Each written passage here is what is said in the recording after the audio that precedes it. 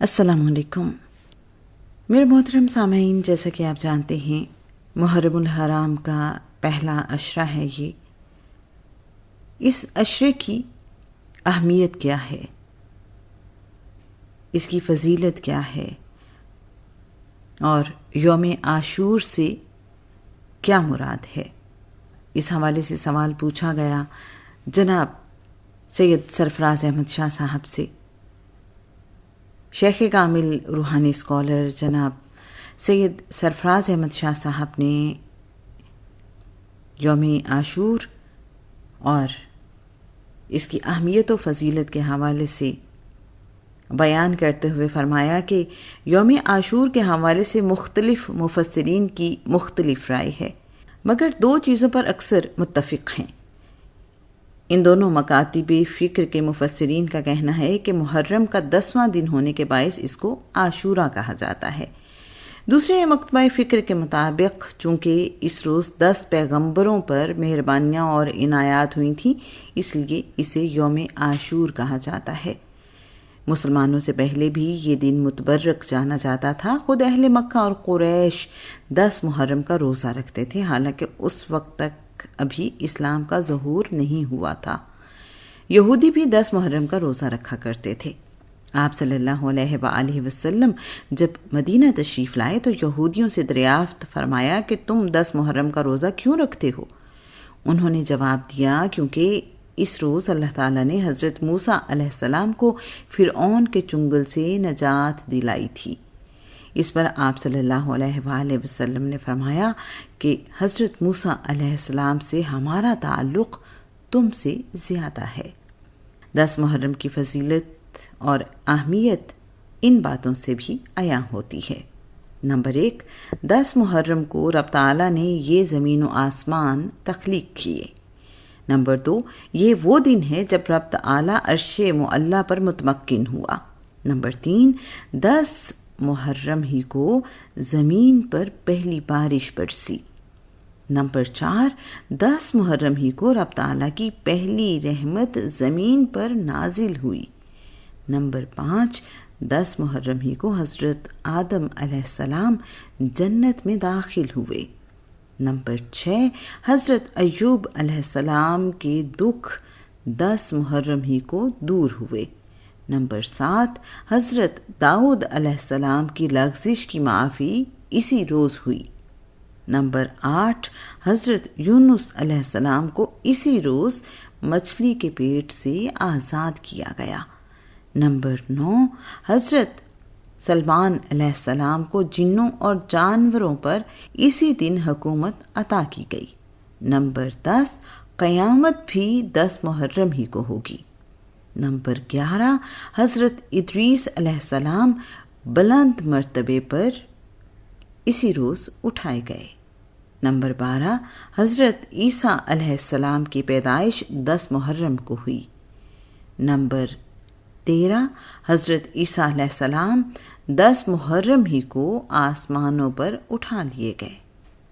Number 14، فرعون کو 10 محرم ہی کے دن ڈبو دیا گیا۔ نمبر 15، یہ وہی دن ہے جب حضرت امام حسین علیہ السلام کربلا کے میدان میں شہید ہوئے۔ یہ وہ تمام واقعات ہیں جن کی وجہ سے 10 محرم دوسری امتوں کے لیے بھی متبرک ہے۔ ایک روایت کے مطابق آپ صلی اللہ علیہ وآلہ وسلم نے فرمایا کہ محرم کے ابتدائی 10 دنوں میں تم لوگ اپنے گھر والوں پر خرچ کو وسعت دیا کرو، لیکن یوم عاشور کو بالخصوص اپنے گھر والوں پر خرچ کو بڑھا دو۔ جو ایسا کرتا ہے اللہ تعالیٰ اس پر پورے سال کے لیے رزق وسیع کر دیتا ہے۔ آپ صلی اللہ علیہ وآلہ وسلم نے 10 محرم کی تاکید بہت زیادہ فرمائی۔ حضرت علی کرم اللہ وجہہ فرماتے ہیں، جس شخص نے ذی الحج کا آخری اور محرم کا پہلا روزہ رکھا، اس نے گویا کہ گزشتہ سال کو روزے پر ہی ختم کیا اور نئے سال کو روزے سے ہی شروع کیا۔ یوم عاشور کو لوگوں کو کھانا کھلانے اور روزہ افطار کرنے کی بہت اہمیت ہے۔ آپ صلی اللہ علیہ وآلہ وسلم کے فرمان کا مفہوم ہے، جس نے یوم عاشور کو روزہ افطار کرایا، گویا کہ اس نے تمام امت محمدیہ صلی اللہ علیہ وآلہ وسلم کو افطار کرایا، اور جس نے اس روز کسی بھوکے کو کھانا کھلایا، اس نے گویا کہ تمام امت محمدیہ صلی اللہ علیہ وآلہ وسلم کا پیٹ بھرا۔ یوم عاشور کی عبادت کے بارے میں آپ صلی اللہ علیہ وآلہ وسلم نے بہت تاکید فرمائی، کیونکہ اس کا اجر بہت زیادہ ہے۔ آپ صلی اللہ علیہ وآلہ وسلم نے فرمایا کہ یوم عاشور کو عبادت کرنے کا ثواب 2 سال کی عبادت کے برابر ہے۔ یوم عاشور کو ایک نماز پڑھی جاتی ہے جو 4 رکعت پر مشتمل ہوتی ہے۔ ہر رکعت میں سورہ فاتحہ کے بعد 50 بار سورہ اخلاص پڑھی جائے، اور سلام پھیرنے کے بعد جائز خواہشات کے لیے دعا کیجیے، انشاءاللہ دعا قبول ہوگی۔ یوم عاشور کے بارے میں تھوڑا اختلاف پایا جاتا ہے کہ یہ ہے کس دن۔ لفظی معنوں کے مطابق تو اسے 10 محرم ہی کو ہونا چاہیے، لیکن اکثر بزرگان دین کے مطابق یہ 9 محرم ہے۔ حضرت عائشہ رضی اللہ تعالیٰ عنہا سے روایت کیا گیا ہے کہ آپ صلی اللہ علیہ وآلہ وسلم نے فرمایا 9 محرم یوم عاشور ہے۔ میرے خیال میں اگر ہم دونوں ہی دنوں یعنی 9 اور 10 محرم کو عبادت کر لیں، روزہ رکھ لیں اور نوافل ادا کر لیں تو یوم عاشور مس ہونے کا احتمال جاتا رہے گا۔ یوم عاشور کی شب عبادت کرنے والے شخص کو فضیلت کی خوشخبری سنائی گئی ہے، لہٰذا کوشش کیجیے کہ شب عاشور میں شب بیداری کی جائے اور تلاوت کی جائے، انشاءاللہ اللہ کی رحمتیں نازل ہوں گی۔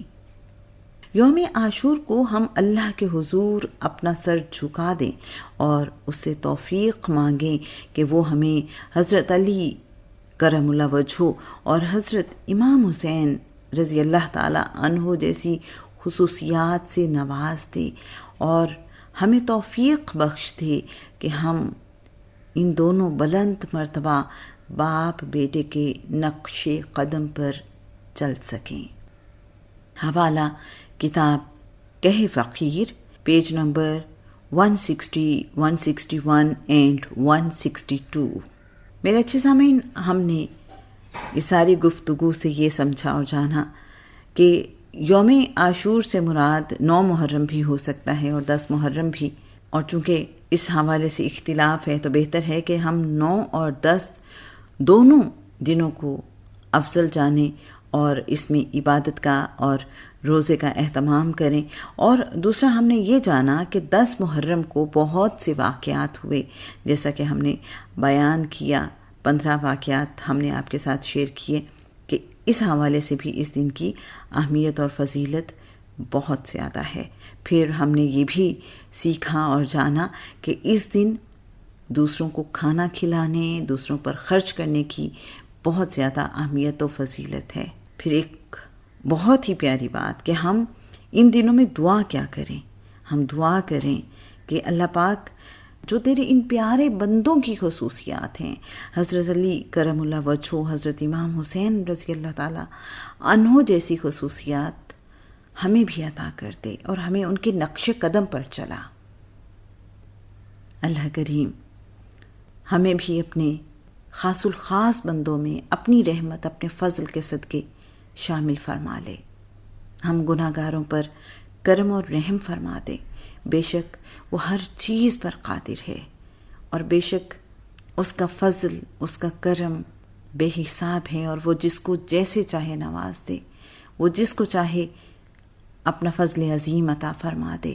اور اللہ کریم سے دعا ہے کہ وہ ان دنوں کے صدقے، اپنے پیاروں کے صدقے، شہدائے کربلا کے صدقے اپنے ان بندوں میں ہمیں شامل فرما لے جن پہ فضل عظیم ہوا، جن پہ فضل عظیم ہوتا ہے۔ آمین۔